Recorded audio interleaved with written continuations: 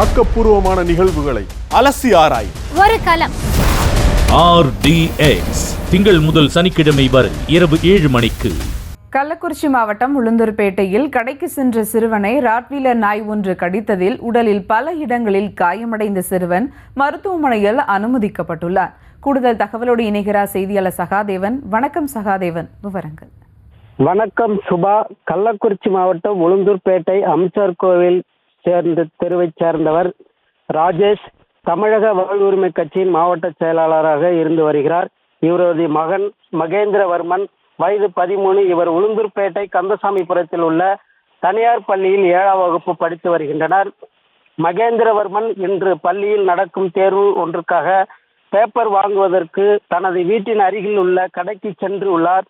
அப்போது அந்த கடைக்கு எதிரே உள்ள ராஜா என்பவர் வீட்டில் இருந்த வெளியேறி ராட்வீலர் இன வளர்ப்பு நாய் ஒன்று மகேந்திரவர்மனை கண்ணிமைக்கும் நேரத்தில் உடலில் பல இடங்களில் கடித்து குதறியது.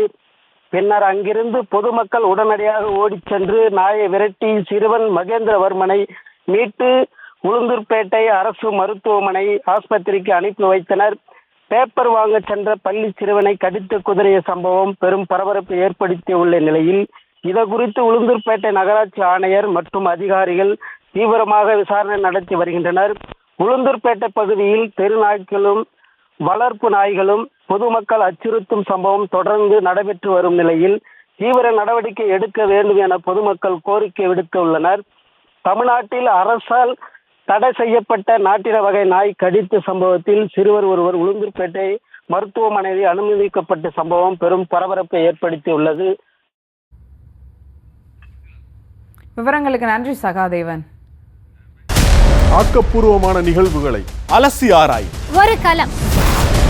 RDX திங்கள் முதல் சனிக்கிழமை வரை இரவு 7 மணிக்கு.